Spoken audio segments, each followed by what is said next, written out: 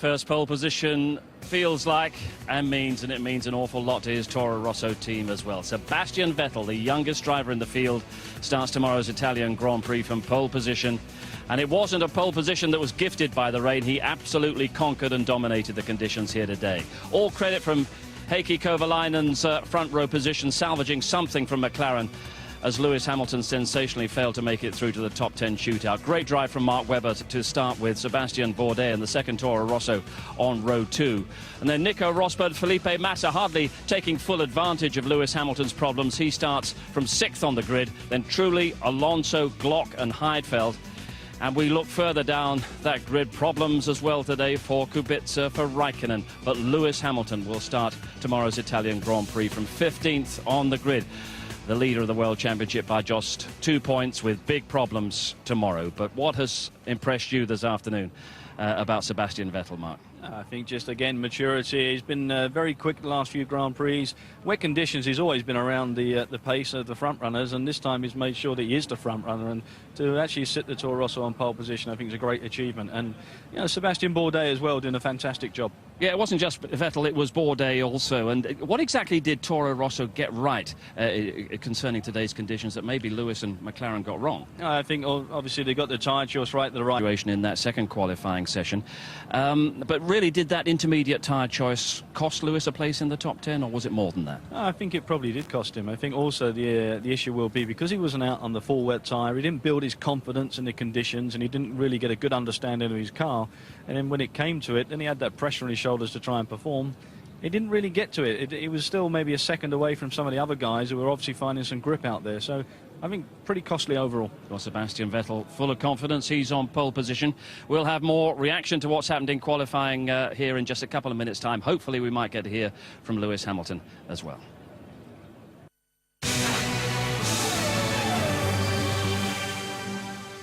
Here at Monza, we've heard from an absolutely delighted Sebastian Vettel, who's put a Toro Rosso on pole position for the very first time. Rest assured, his team principal is pretty satisfied as well. We can hear from Gerhard Berger. Well, Gerhard, I think you knew you were good in the wet, but did you think pole might be a possibility today? Well, in the wet, always everything is possible. But to be honest, especially on Sebastian Vettel's car, we've been set everything very well for the dry. So that we have this performance in the wet was really surprising for me too. So Vettel's got a full dry setup on it? Well, he's going to be all right for the dry, yes. Unbelievable. So what about the job he's done then? And why is this car so good in the wet? I think the car showed in the last few races already that it's good in the dry and in the wet. It's a good car, very simple. And I think the team doing a great job, the driver doing a great job, and today we got everything nice together. Why is it so much quicker than the other Red Bull? I don't know. I think we just got a good setup. Well done, Gerhard. I'll let you answer that, Mark. Is it just setup that makes them quicker than the other Red Bull? Oh, obviously, it's a little bit of different car. It's differently packaged. It's got the Ferrari engine in it. Maybe the balance is a little bit sweeter. But saying that, Mark Webber did have a good go and just couldn't quite match performance of the Toro Rossos.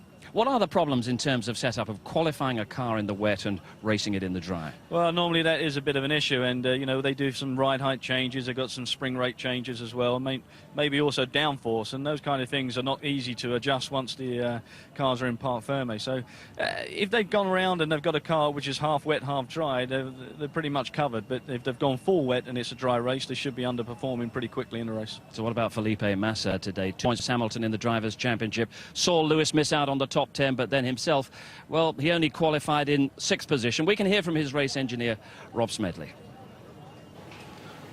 Well, Rob, unlike McLaren, at least you made the right decisions on the tyres. But how difficult was it out there for Felipe and the Ferrari? Really difficult. I mean, very, very tricky conditions. You know, the final qualifying 3 was very conservative from us because we knew that Lewis was back down in 15th because of the decision that he made on the tyres, essentially. So it meant that although you don't want to take it easy and you don't want to do, you know, something overly conservative, it meant that we had a little bit of a margin. So, you know, I think that we just did our job and did what we needed to do. So by conservative, I take that to mean you're looking good as far as fuel level goes for the race tomorrow. Do you think you can win it? Do you think this is your kind of open goal, if you like, to get big points on Hamilton? I don't know if it's an open goal because you've got Heikki Kovalainen there in a McLaren in 2nd position.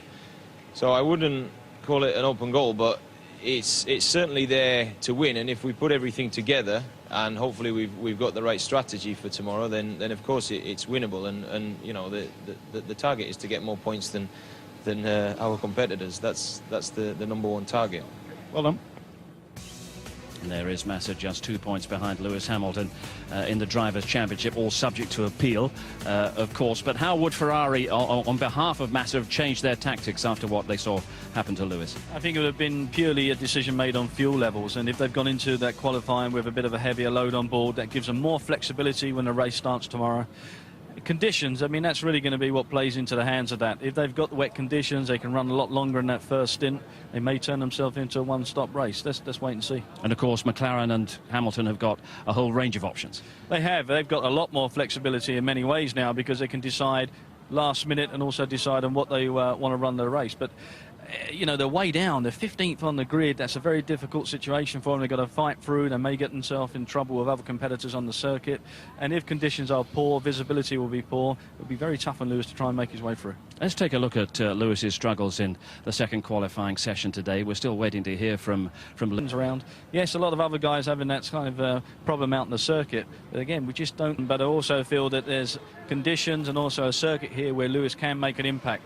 But if it's dry, I think it's going to be a lot easier. If it's wet, it'll be more difficult in many respects, because the visibility will be a major problem. But bide your time. Just work your way through the field. Yeah, he's got to bide his time. But you know, Lewis is a great racer, we know that. And he's also got that circuit where there's plenty of opportunities to overtake. Hamilton, track where you can do that kind of thing, magic. But it's a bit of a shock to the system today. The role of Heikki Kovalainen tomorrow is to go out and win it for McLaren.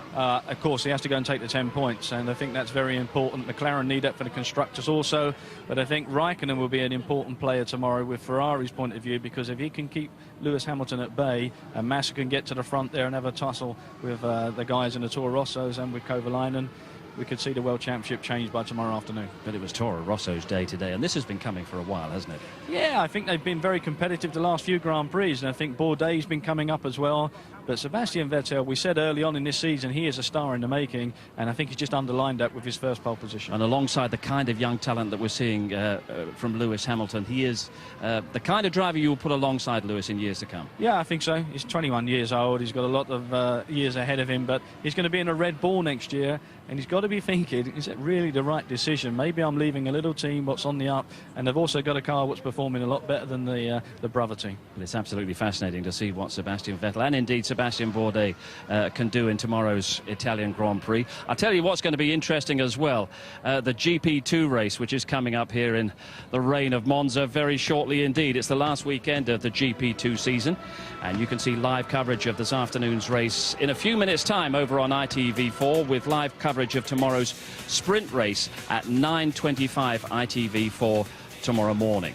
It'll be followed by a rerun of Formula One qualifying, all the drama from the last couple of hours here in the rain of Monza. But the race build-up itself, that'll be on ITV1 from 12 midday. Full live race coverage with highlights at 11:15 ITV1 tomorrow night. And a whole range, a whole variety of sport on ITV tomorrow, along with the Formula One Italian Grand Prix. Championship football highlights at 9:50 ITV1. Guinness Premiership Rugby highlights, the second in our new series of highlights programmes. That's at 6:30 ITV4, with more from cycling's Tour of Britain. That's 8 o'clock ITV4. For the Italian Grand Prix tomorrow, it's not quite the grid we anticipated, but it still might be the race we were hoping for. Sebastian Vettel on pole position, but Lewis Hamilton has to fight up from 15th.